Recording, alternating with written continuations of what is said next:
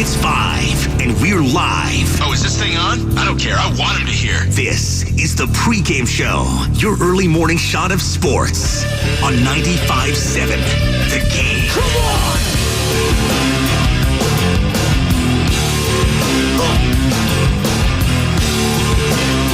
And that'll make your final 120-97. A fast-paced game, and the Warriors cruised to this one as the Hawks were held to 33% shooting. And they were 12 of 46 from three. And these two teams will reconvene in the ATL in late March.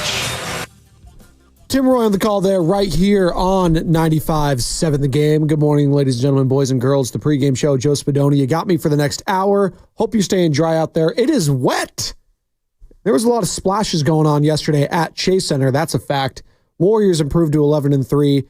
They win 120-97 over the not hot Atlanta Hawks, who are, well, in the playoff picture in the East, even at 7-9 because, well, Eastern Conference stinks. Stop me if you've heard that before. Basically my entire life.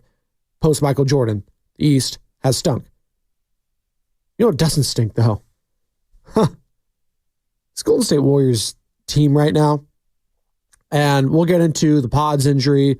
We'll get into D'Anthony Melton out for the year, having ACL surgery, brutal blow. We'll hear from Steve Kerr. We'll hear from Draymond Green. We got a lot to get to today. Plus, there's a lot to talk about in regards to the 49ers and their massive game over at Lambeau Field this Sunday. Jordan Love, Josh Jacobs, maybe Jair Alexander. It's going to be a very, very hard-hitting game, I think, and a very tight game in Green Bay. So we're going to get into that. Brock Purdy didn't throw the ball yesterday. Level of concern with his shoulder. He's dealing with shoulder soreness on his throwing shoulder. A lot to get to there. Greg Cosell, breaker of film. That's just what I'm calling him now, the breaker of film. He just breaks it down.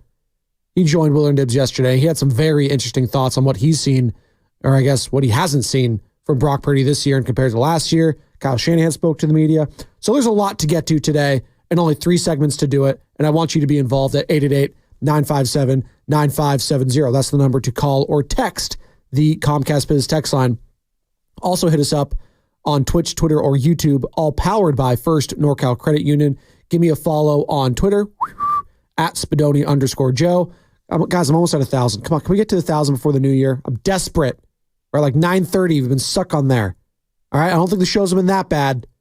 All right, we're on a roll there for a little bit. So I don't really care, but you know, I want to act like I care. Some people actually do. Apparently, you can pay for like bots and stuff. You can just like pay a third party. It's like, here's all these followers. Yikes! People that do that. Back to the Warriors. Brandon Pajemski got hit in the nose again. Got hurt. Didn't return. Brutal for a guy that had not been playing very well heading into it. 15 minutes for him. Steve Kerr on how tough Pods is. I mean, it's a frequent sight. I mean, he literally sticks his nose in there, you know, on every play. That's why we love him. He's so tough and physical, takes charges. He's always battling for rebounds, so he frequently gets hit in there. Would you term him day-to-day then, if X-rays are... Yeah, I think that's about all we could do right now, yeah. So day-to-day right now, we'll know more as hopefully the day goes on or in the future, but just, you know, you can look at it two ways. If he has to miss some time, is that good? So he could, you know, get right mentally and physically and get to a better place, doesn't have to rush. Or, you know, does he have to play through these things? And this is going to set him back even more. That time will tell, but just brutal that he broke his nose in the preseason, and we'll wait and see the severity. I guess the x-rays came back negative, so hopefully it's not too serious, but just a brutal blow for Brandon Pajemski. And a brutal blow right now for the Warriors' depth, because not only are you going to lose Pajemski for a few days, but you're out D'Anthony Melton for the whole season. And this is a guy, as I go Chris Collinsworth, here's a guy that was supposed to be a huge part of the Warriors' plans. A big part of their rotation. Hell, a starter for this team. Guy's ability to switch, defend at a high level, the shot, the playmaking, everything. He was supposed to be a main focal point for this team. And now you don't have him for the rest of the year. And it sucks for Melton because he's just dealt with these injuries wherever he's been. whether it's the back, now the ACL again. It's tough to watch sometimes when guys want it so damn bad, and you could see it on the court. You could have seen something special potentially brewing with this Warriors team when Melton was out there. It was only 6 games, but now he's out for the year. I don't know if he's ever going to be a Warrior again after this season. We'll see. But the depth, once again, getting tested early on. But you know what was refreshing? Even with no pods. I mean, he played 15 minutes, but gone. No Melton. Just the ho-hum wins. Like, it's a boring win. Like, that game was over in the first quarter. It was over. At 0 point did I think the Atlanta Hawks were winning that game. At 0 points did I say, oh, Trae Young, watch out. Trae Young, by the way, 4 of 12, 1 of 6 from beyond the arc, 12 points. Did have 11 assists, but yeah, not great. Didn't even reach 100 points scoring. That's a credit to the defense of the Warriors as well, and the effort that Jerry Stackhouse, assistant coach, Ron Adams, the defensive czar of the NBA, as far as I'm concerned, has worked with that team. But it's everyone stepping up. Lindy Waters, you're sliding into the starting role now. 4 of 9 on the floor, 10 points for him, but plus 16 overall. TJD getting the double-double. Love to see that from Trace Jackson Davis. And Steph Curry, just doing Stephen Curry things. 7 of 10, 4 of 6 from beyond the arc, 23 points, 8 assists for him. You had your typical Draymond Green performance, near trip dub, or as Charles Barkley likes to call it, the triple single, if you will. 9 points, 9 assists, 7 boards for Day. But Steph, Draymond, they got to cut out the turnovers. All right, that's one thing right now that still bothers me about this team is the turnovers. Hawks had 2 more at 17, but the Warriors still had 15. Got to cut that. If this team wants to go where they think they can be, and with every win like this, every comfortable win, it just starts to distance this team's self from the yuck and the toxicity of the last few seasons. Every time they blow out a team that, you don't think much of, it's like, wow, where was this the last couple of years, right? Where was this when we were losing games to, I don't know, the Detroit Pistons or the Orlando Magic when they weren't very good? Like, isn't it refreshing to beat a team you're supposed to and not worry about anything? 888-957-9570. Here is Day, though, on the loss of DeAnthony Melton for the season.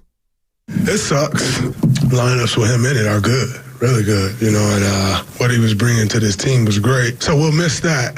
But what we'll miss more is just his presence around, his attitude, his demeanor every single day. So no DeAnthony Melton for the rest of the season. How big of a blow is that, Warriors fans? 888-957-9570, the number. Steve Kerr on Lindy Waters keeping the starting 2 spot. Yeah, I'm committed to that right now. He's a good fit next to that group. I like bringing Buddy off the bench. The bench group has been really good this year, so starting Lindy allows us to keep the bench intact and gives us another shooter, defender in the starting lineup. So the depth, again, you know what? Next man up mentality. And it is just a complete and polar, I'm not going to say polar opposite, because we've seen the strength in numbers, and the Warriors really kind of started that evolution of strength in numbers when they won that title over the Cavs back in 2014-15. The Leandro Barbosas of the world, the David Lees of the world, the Mo Spates, all those guys, the Bogut's, everyone, right? Everyone stepping up and being comfortable in their role when called upon. And that kind of sparked, what we saw even last year with the Boston Celtics, getting contributions from everyone on that team, not just Tatum and Brown. Derek White stepped up. Peyton Pritchard needed to step up. Kristaps Porzingis needed to step up. The names go on and on and on. And then you look at Denver Nuggets, right? Toronto Raptors. Those, I'm not going to say one-off champions, but they kind of are one-off champions. But the reason they won was because their depth was tested and they passed. And right now, the Warriors' depth is getting tested and they are passing for now. Now, Eddie Johnson, 17-year NBA vet, current Suns analyst, joined Steiny and Guru yesterday, courtesy of the River Islands guest line. You can find that entire interview on YouTube, or be sure to download that free Odyssey app. Again, did I say it's free? It's free. Download it. Thousands of other stations on that app as well. But Eddie Johnson was saying, you're a Steph injury or a Buddy Hield injury away from this team going on a potential 5-game losing streak. Because that's what he's seeing with the Suns right now. Kevin Durant, strained calf, out for a while. You got Bradley Beal, hurt. We'll see. And the Suns are on a losing streak. I still don't think if they had to lose Steph for a week or two, this team would crater. See, I disagree with Eddie on that. Now, he is the straw that stirs the drink. Stephen Curry is that dude. He commands so much attention on that floor defensively. And yes, they would miss him. But it's not like the last few years. I don't feel like if they had to lose Steph, this team is going to crater. In fact, I feel like they can go over 500 in a given stretch without Steph. Now, are they going to get where they want to be? No. But can they more than tread water? Absolutely. And that speaks to guys like Lindy Waters, guys like Buddy Hield, guys like Kyle Anderson, Jonathan Kuminga, who hasn't been playing well as of late, but his number is going to be called upon, and he's going to have to pick up the slack at some point this season. Kevon Looney, Moses Moody, all of these players. Hell, they played everyone yesterday, by the way. Everyone on that roster played yesterday. Every single Golden State Warrior, except for Guy Santos, scored. Good old Guy. 3 minutes for him, though. Here's more from Steve Kerr on what he liked about yesterday's game more so than the Clippers' loss. I love the first half. The first half was very aesthetically pleasing. We let our guard down a little bit, especially late third quarter. It just the game got away from us a little bit, but the energy, the sharp play in the first half was really fun to watch. So we just got to keep building on that. 888-957-9570 is the number. Good morning to all of you. Just getting off work, getting ready for work, getting ready for school. What is the most refreshing part about this team so far for you? For me, it really is beating the teams you're supposed to beat and not letting them off the hook. Even Steve Kerr said that right there. He's like, yeah, we kind of let them back in. I was like, you look at the final score, 120-97. There was at no point in that game, watching it last night on NBC Sports Bay Area, where I felt like, I don't know, you can't let these Hawks hang around. No. But last year, I would have felt that. Last year, I would have been like, oh, God, Trae Young's going to go off. He's going to go berserk, and we're going to lose this game. Clint Capella's going to do something. Like, I didn't feel that yesterday. And I'm starting to feel more and more comfortable with every single win this team is having. 5-1 at home now, 11-3 on the season. You check out their schedule coming up. As I pull it up right now, you got the Pelicans tomorrow at Nolans. And again, no Zion Williamson. At San Antonio, we've been playing pretty well. No Wemby. Is Wemby back? Was that just a day off for him? What's going on with my guy Wemby? And I like how I can just search Wemby. His knee, we'll see. They're just doing rest. I don't know what they're doing. It is going to be weird when they play the Spurs. No Greg Popovich on the sideline. Hopefully, speedy recovery to him. Obviously, recovering from a stroke. Scary situation there. So we want to see Pop on the sideline. I'm not going to call Pop a villain per se. For some people, he is. He's just a great coach. And yeah, he'll say things after games and before games and mess with players and his dry humor and stuff like that. He's one of the greatest coaches, if not the greatest in the history of the sport. And not having him on the sideline, it does lose a little bit of the luster, for sure. And obviously how much he means to Steve Kerr, Kerr being a player for him on those early 2000 Spurs teams, how much Steve looks up to him as a mentor and as a coach and a leader, how much he's learned from him and the guys like Phil Jackson before him, right? So, speedy recovery there. Pop, we're pulling for you, man.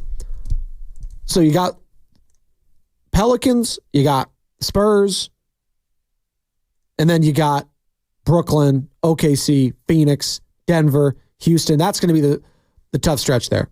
OKC, Phoenix, Denver, Houston. And then Minnesota, Memphis, Minnesota, Indiana. And then that leads all the way up to Christmas, which, again, this is all a month away, but a showdown against the Lakers at Chase Center, 5 o'clock, prime time, baby. Steph, LeBron, teammates just a couple months ago for Team USA. And Steve Kerr was the head coach for that team. From the Comcast Business text line, 888-957-9570. Two-way Wiggs is finally back this season and playing like himself. LFG. That's from the 510. Andrew Wiggins. I don't know if I'm ready to fully say he's back, because he's still been, if you look up his stats this year, and it's not like he wasn't giving you anything defensively the last couple years, but it was the offensive inconsistency it wasn't even offensive, it was just offensive to watch. Just the amount of times where I had to hear Chris Paul last year or Draymond or Steve Kerr, we got to get him involved early. I was like, well, a lot of that's on the player too, right? A willingness to get involved. And far too often last year and the year prior, I saw Wiggins just floating. Like he was a cloud floating on the arena. And it was just like, what's going on here? And obviously, he had stuff he was dealing with in his personal life. And obviously, he had the passing of his father this past year. And maybe there was some sort of clarity there and finality to all of that allowed him to, have some closure. And maybe that we're seeing the result of that. But that's so much psychoanalysis. I'm not a psychology or psychiatry major. I'm broadcasting communications. All right? SF State, baby. Gators. That's what we do. Becca program. Come at me. But you look at the last couple games for Andrew Wiggins, absolutely. I've been impressed. 27 points yesterday. Shooting 50% from three-point land, 70% from the field. Prior to that, against the Clippers, in a loss, still played well. 22 points for him. 50% from beyond the arc. Then against Memphis. Wasn't his best, but 13 points there. So, can he build consistent games offensively is what I need to see more of Andrew Wiggins to really say two-way Wiggs is fully back. It's great if he does it for a game or two in a row. Make it 3. Make it 4. Make it 5. Make it 5 out of 6. Make it 6 out of 8. It can't just be every couple games and then a couple clunkers every other game. Because you know what? They need Andrew Wiggins. If they want to have a deep run, if they want to be a playoff contender, a true playoff contender, Andrew Wiggins is going to have to be, I think, their second best player still, offensively. Buddy Hield, I don't know if I can count on him consistently enough coming off the bench. Jonathan Kuminga, I can't count on him consistently enough coming off the bench, scoring. Lindy Waters, come on. Am I going to be counting on Draymond scoring all the time? Now, he's been an improved scorer. I can't count on it, though. Trace Jackson-Davis? No. It's got to be Andrew Wiggins to be that number 2 guy along Stephen Curry again. And right now, again, it's been refreshing to watch. More. I feel like that Kobe meme. More. That's what I want. 888-957-9570. Draymond Green talking about his teammate, Lindy Waters, stepping up. Lindy's playing well. He knows how to play. You come from an organization like OKC and you can immediately see it in training camp. Just always know where to be, no defensive rotations and assignments, knows how to get to space. He's playing confident. So, we'll need him to continue to play confident. We have the utmost belief in him. We have no doubt that he'll continue to play well for us in that group. Lindy Waters III. Man. Just, again, it's fun just looking at the box score sometimes after you watch the game or coming in the next morning after watching the game and just looking at all the different names that are contributing for this team right now. And it's kind of wild that they're 11-3 with the contributions. Moody, GP2, Hield, Anderson, Looney, Kuminga, Waters III, TJD. every single player contributing at a high level. To be honest, when called upon, everyone's had a moment so far this season. I can't think of a player that hasn't had a moment so far this season. Build on it. Don't get complacent. Start getting greedy with these teams like the Hawks and the Pelicans coming up, who I don't think much of, to be quite honest. And are the Spurs going to have Wemby in that game against the Warriors? I don't know. Was it just rest? And big guy. But it's not like I'm going into every single game like worried about it. Like not like when I am with the Niners. Like I'm worried about the Niners and their chances against the Packers or against the Bills next week. I don't have any fear of any team in the NBA when the Warriors are facing them. Not in the Boston Celtics, not in the Denver Nuggets, not in the Los Angeles Lakers. The Cavs blew you out, but you know what? I don't fear the Cavs. Hell, I don't even fear the Cavs if I'm the Celtics right now. Celtics just beat them for their first loss of the year. They had an amazing start to the season. Kenny Atkinson leading the clubhouse for Coach of the Year. It's great. It's a great story. By the way, Stephen Vogt, AL Manager of the Year in his first year. Former Giant. Congratulations to Stephen Vogt. Speaking of baseball, Juan Soto meeting with the Dodgers. We'll see. We shall see. 888-957-9570. Giants fans. Hot stove approaching, baby. Is it going to be hot for Giants? We'll monitor the situation. If anything, if any news comes out, we'll be sure to let you know. But I'm not expecting much from Buster Posey & Co. this offseason when it comes to massive, massive names. But maybe that's a conversation for the Garlic Fries and Baseball Guys podcast. Joe Shasky, Sam Lubin. By the way, Shasky, Bonte, T-minus 39 minutes, morning roast. They're going to have Hall of Famer and 49ers, Eagles, Cowboys, Bengals, Bills legend, Terrell Owens on 9 o'clock. River Island's guest line, baby. T.O. joining the broadcast. Can't freaking wait to hear from T.O. and his thoughts on Purdy, his thoughts on Pearsall, the Ayuk situation, all of that. I cannot wait to hear from the Hall of Famer and one of the greatest wide receivers in the history of the sport, Terrell Owens, talking shop there. We can pivot a little bit to the Niners and continue to take your calls and text on the Warriors win over the Hawks, 120-97. No D'Anthony Melton. Brandon Pajemski's going to be out for a little bit probably. Warriors depth getting tested. Are you concerned? 888-957-9570. Pivoting to the Niners. I am concerned with this team. I'm concerned with Brock Purdy's shoulder. Kyle Shanahan, are you concerned? Not much right now. See how this week goes, but he's limited today, so I think that's good news. It's limited today. His concern level, not much, and we'll see. Oh, all right. Great. So a sore throwing shoulder, which I'm assuming is going to just be there, like lingering throughout the entire year because he's just going to keep getting hit and hit and hit. That's just what happens with quarterbacks. Hopefully he doesn't re-aggravate it. Hopefully it doesn't get any worse. But for a guy, again, where arm strength is not his strong suit, I'm not saying he doesn't have any, but it's not one of his key attributes. If we go on Madden, arm strength is not maxed out for him. It's not like Anthony Richardson or Patrick Mahomes. It's not there. So even if he is a slightly diminished version of himself throwing the ball, that could be a problem, especially in the elements of a Green Bay, Wisconsin, or a Buffalo, New York. Hell, I mean, here, Levi's, I was going to say it's cold as bleep. Thankfully, I caught myself. It's cold as hell. It was windy. It was raining. It was wet. It was chilly in my apartment yesterday. Whew. Kyle Shanahan. Have the guys turned the page on the loss to the Seahawks? Oh, yeah, totally. I mean, we do that good or bad. That's why we always meet on Monday. Every once in a while, I give guys Monday off, travel, or sometimes victory Mondays, but usually that's very rarely. So we come in, we do a lot of work on Mondays for the day before, and by the time they leave the building, we're moved on. So they've moved on, and this team has had so many losses up and down seasons. Like, that was never a question to me about moving on or turning the page from losses. That's what they're professionals. What are they going to say? No, we're actually still reeling from that. I don't know how we're going to do this. Like, come on. But the question that a lot of us are having right now is Christian McCaffrey. I mean, you heard it from Baldy on Tuesday when he joined the morning roast.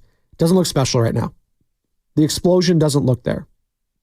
The burst doesn't look there right now. The holes aren't there.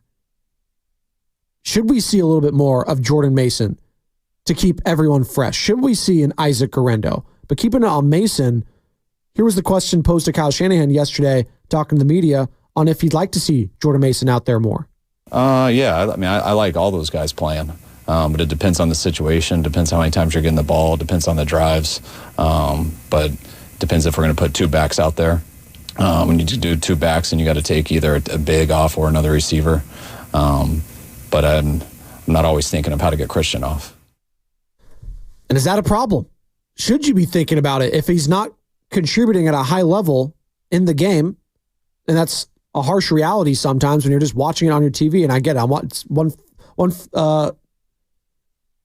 It's easy for me to say, sitting on the couch, having my Cheeto Puffs, sitting there saying he doesn't have the burst. Kyle Shanahan's right there in person. He knows. He sees it.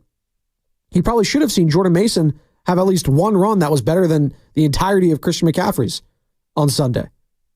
It burst up the middle. I was like, wow, that looked fresh. That looked explosive. That looked like Jordan Mason I saw for the first quarter of the season, where he was one of the best, if not the best, running back in football aside from Derrick Henry. I would like to see more of that if I can. Or is it the offensive line not doing the job for McCaffrey? I seem to think it's the latter, at least from Kyle Shanahan's perspective. He thinks it's not a Christian problem, it's a offensive line offensive problem. We're going to find out in Green Bay, Wisconsin this Sunday, the problems and if they are getting fixed. 888-957-9570. Those aren't the only problems with this team, though. And what are the solutions? Well, Willard Dibbs talked to Greg Cosell yesterday. Our 95.7 The Game NFL insider breaks down film better than anybody. He had some interesting thoughts on Brock Purdy, on the defense, why don't they blitz, all that and more, plus looking ahead to the opponent itself with the Packers. Shanahan spoke on that, Josh Jacobs, Jordan Love, et cetera, et cetera. We'll get into that. 888-957-9570. One segment down, two more to go on the pregame show. Joe Spadoni, 95.7 The Game. How's your home handling hot and chilly weather these days? For a comfortable home, you should consider proper weatherproofing. If you're working with a professional to upgrade.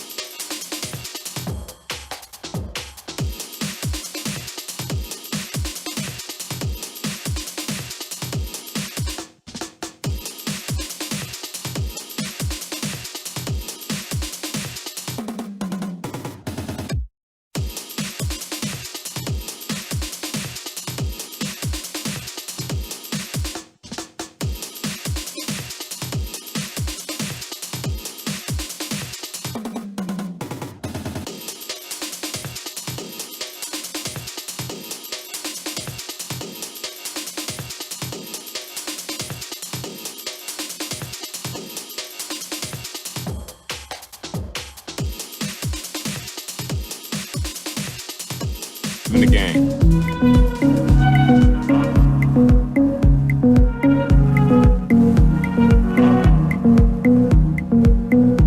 I will be playing on Sunday. Very excited. Can't pass up playing the Packers. So no, I will be out there for sure. Get to practice today. It'll be very fun and exciting.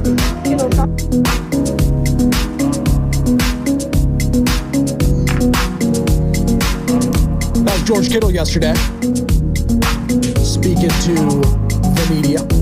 Kyle Shanahan spoke to the media. Nick Bosa spoke to the media. Nope, I didn't see Brock Purdy speaking to the media. He was limited in practice. I don't know if that's a thing, if he's limited or not a full participant. Can he not speak to the media? Because I would have liked to hear his thoughts on his own shoulder and how that could affect him and his throws and his timing and all that.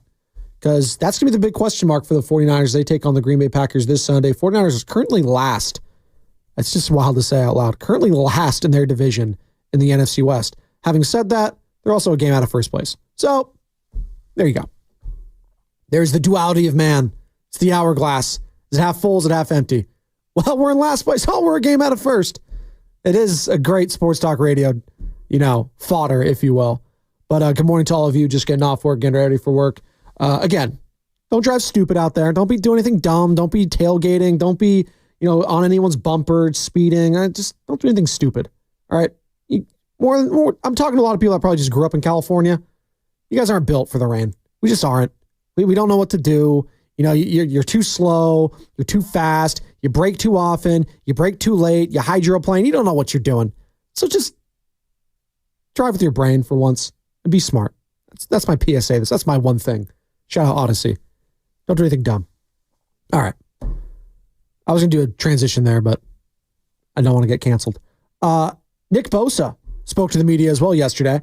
He spoke about, needing to finish games because this team has had multitude of wins in the palm of their hand, only for them to get snatched like a grasshopper in one of those, karate or kung fu movies. Just, get this grasshopper out. No.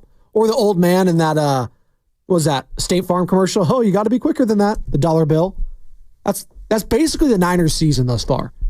Just getting suckered or schnookered, as Steiny likes to say, against basically your entire division.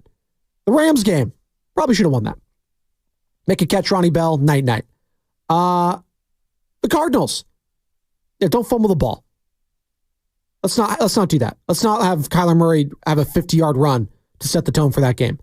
The Seattle Seahawks, maybe we want to, blitz towards the end of the game there. Well, Kyle Shanahan talked about, running the blitz more and more in a 2-minute drill, and it's hard to do that.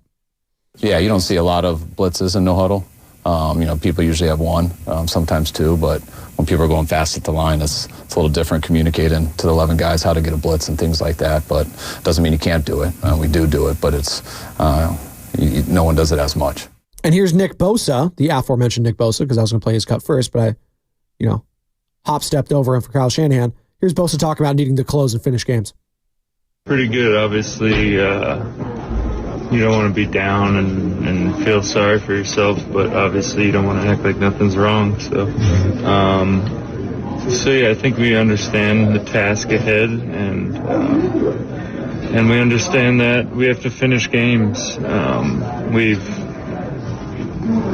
We've come very close in most of our losses, and we're probably 3 or 4 plays away from being a 8-2 team, which is easy to say, but it just shows that if we could play better football throughout the game, then we're as good as anybody, and we believe that. So it's just a matter of finishing in the fourth quarter. I think defensively, we've had opportunities to win 3 division games, and we haven't gotten it done. So our offense bailed us out a lot last year, and it's time for us to do the same.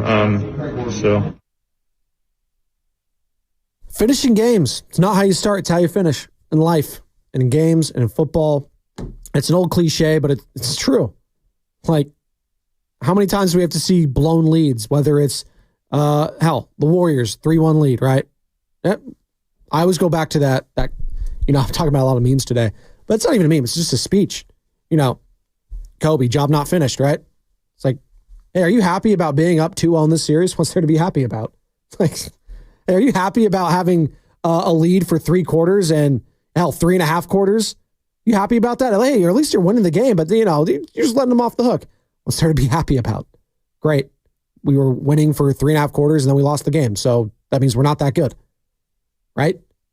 So, Bosa's saying they need to finish games. So that's not just the defense being able to close. It's the offense, too. And George Kittle spoke about that yesterday, saying, you know what? He thinks the majority of the blame should be on the offense. Not entirely sure. Like I said, each season is so unique. And there's ebbs and flows of each season. There's different players on the field and different coaches. There's no blame to put anywhere. I just think that, honestly, there is a little bit of blame. I think the blame is our offense needs to perform at a better, and that's players. And really, Coach Shanahan gives us opportunities to go out there and close games, and we kind of miss out on those opportunities, whether it's missed blocking on a run play by anybody, bad cut, even Brock with a bad throw. We just miss out on some of those opportunities that we've been cleaner before in the past. And I think that's one thing. I think our defense is playing at a level enough for us to win. I think we should be scoring 25 plus points a game to be able to win those games. And to me, the pressure's on the offense. And it's not really pressure. It's just like, hey guys, just go play football the way you've been playing, and we have to be better than we have been. And listen, if there's one guy I'm not going to get on right now, it's George Kittle, because that guy's been playing his ass off all season long. They desperately missed him last week. He's the best player on the team. I don't want to hear about best offensive player or just receiver. No. George Kittle is the best player on the San Francisco 49ers. He's better than Nick Bosa. He's better than Brock Purdy. He's better than Trent Williams. He's the best player on this team, and he was desperately missed last week in the running game, in the passing game, in the vibes of the game too. Just, that's the tone setter, I feel like, offensively for this team. Much like Dre Greenlaw's missed on the defensive side, what he brings attitude and swagger-wise and some nastiness, as we like to say, same goes for George Kittle. Yeah, he does it with a smile on his face, but don't get it twisted. The smile on his face is also a psychological tool, too, for the defense. There is nothing more frustrating for a defender than a guy like a George Kittle getting up, not only pancaking someone, and then catching a pass for a first down, dunking it, and laughing in your face with a big smile. You know who used to do that all the time? It drove me crazy because I hated him because how good he was Hines Ward. My dad used to call him the Cheshire Cat all the time because he had that Cheshire Cat grin whenever he caught a ball, a clutch first down, yada, yada, yada, right? For those Pittsburgh Steelers championship teams. Every time. Yeah, that big smile on his face, like, God. And if you're rooting against him, you just wanted to smack him in the face.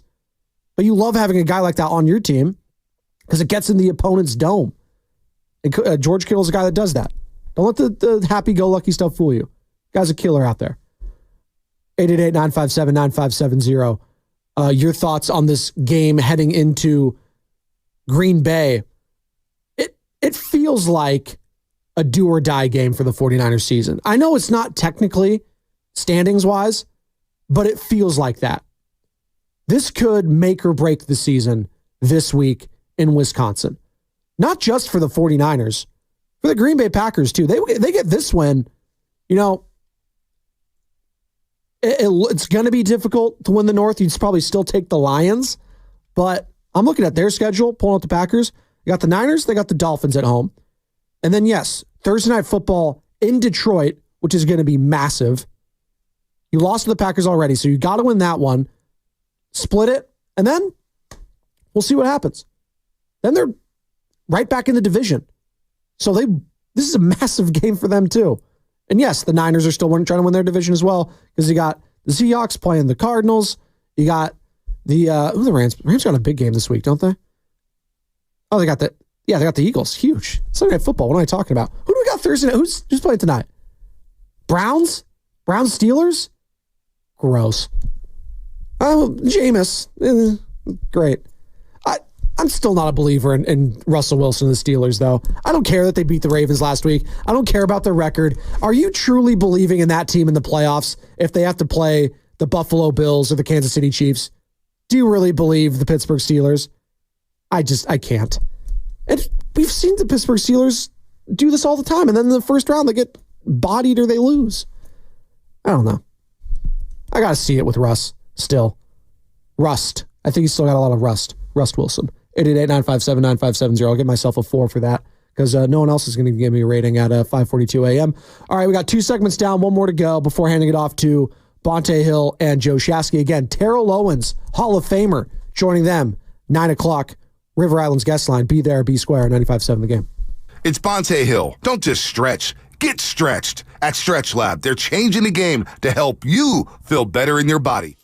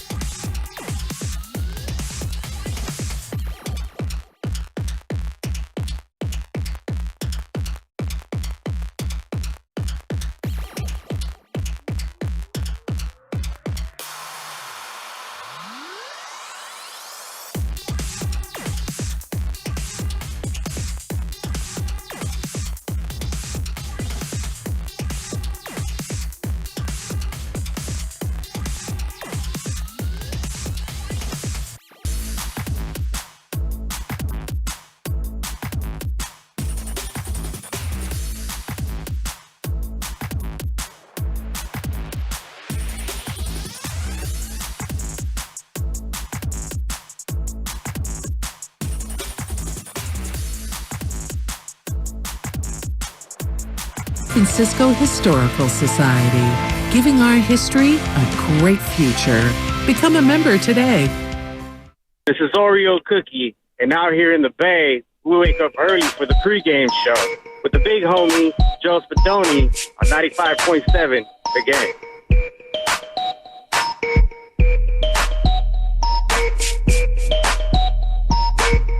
The Eagles were 2-2. People were calling for them to fire their coach, and now they've won 6 in a row. You never really know when it's going to flip in any season, and I think you can absolutely flip at any time for the Niners, and I tend to still think it will, guys. I mean, I don't know when, but I would still pick the Niners to win that division despite all of the evidence to the contrary.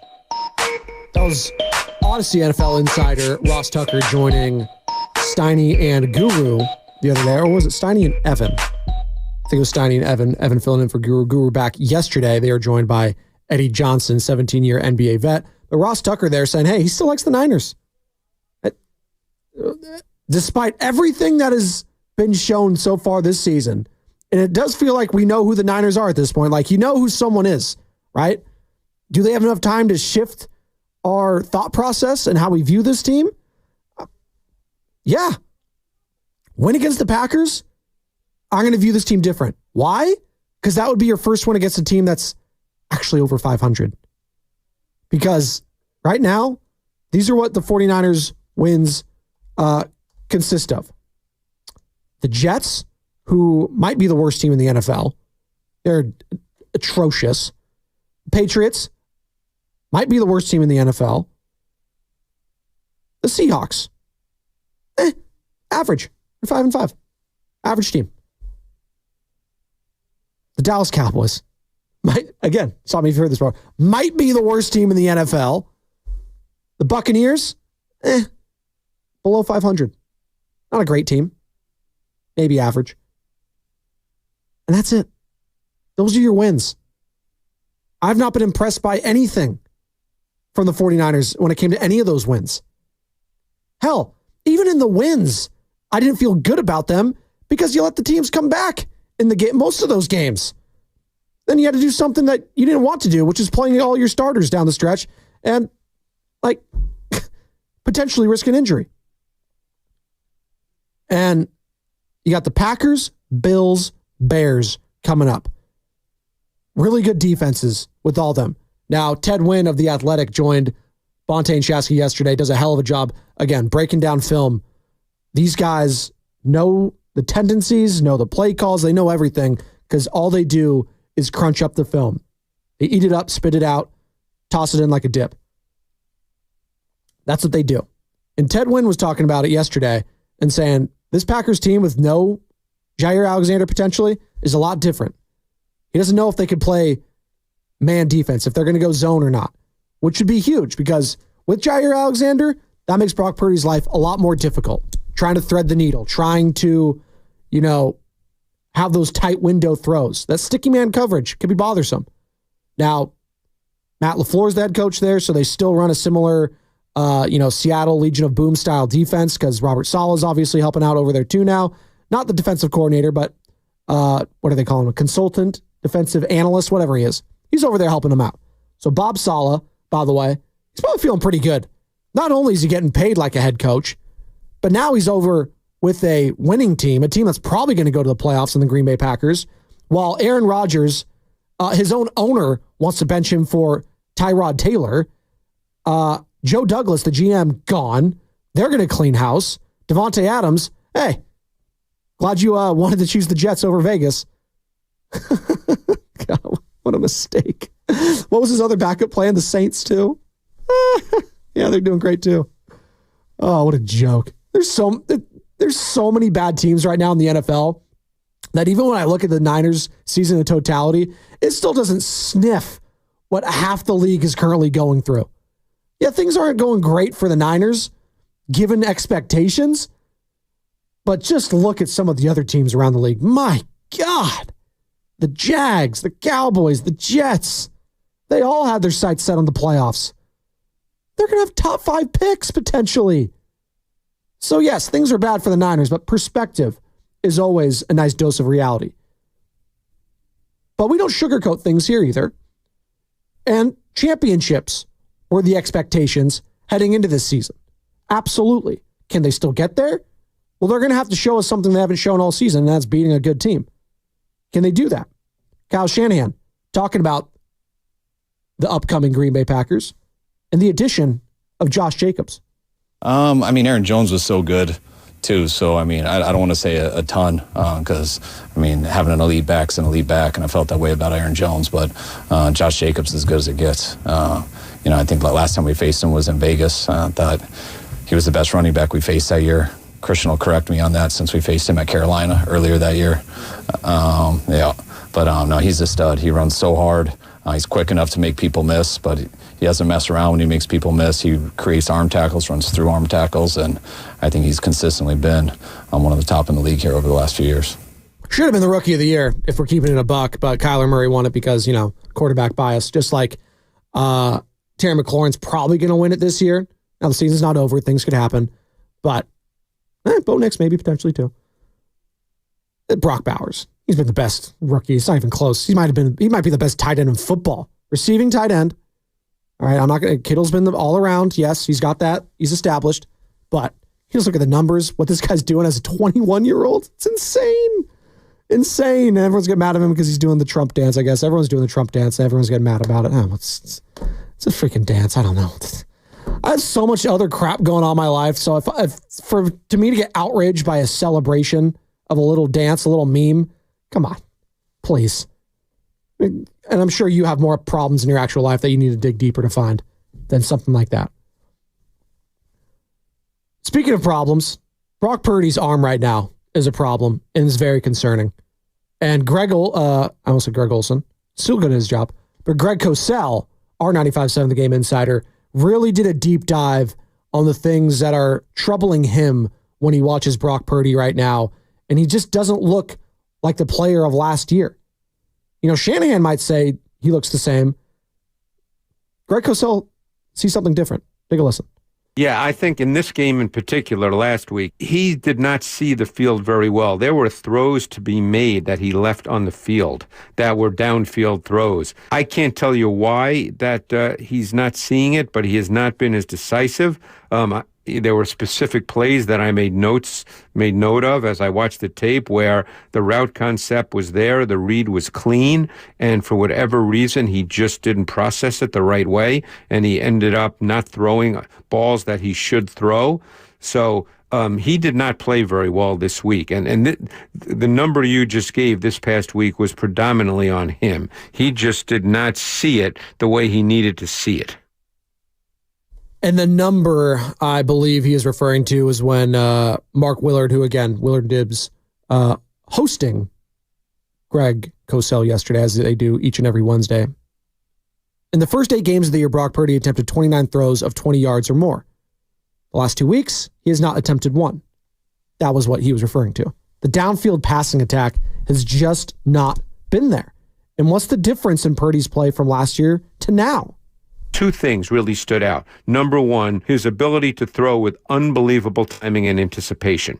And that's one reason there were more downfield throws. And number 2, his ability to recognize coverage rotation instantaneously and know exactly where to go with the football. Those 2 things are not happening with the same level of decisiveness and consistency as they happened a year ago. Certainly not in recent weeks. He's had a stretch here probably for a month or so where he just, to me, watching tape, has not been particularly comfortable. He's leaving the pocket too early. He's not seeing it with the clarity that we expect him to based on what he had done in his past.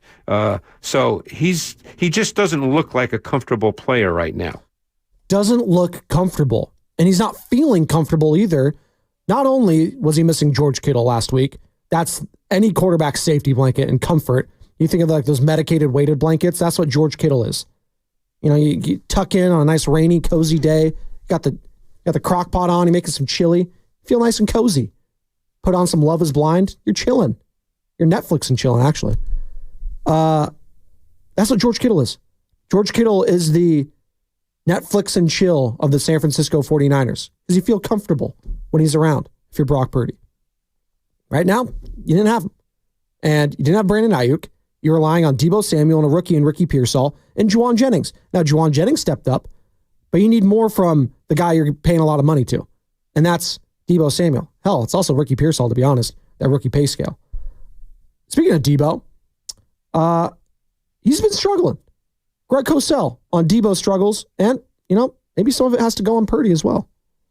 I think when your quarterback's not playing at the same level, your receivers end up not getting the same number of targets. And because when fans watch a game, they can't see the route, so they automatically assume, because he's not getting the ball, that the receivers are not playing as well. And that's not really the case. Most of the time when a passing game is not working, it's more on the quarterback. But I will say that Seattle played, I would guess they played more man coverage than the 49ers might have anticipated going into the game based on what they'd seen on tape from the Seahawks prior.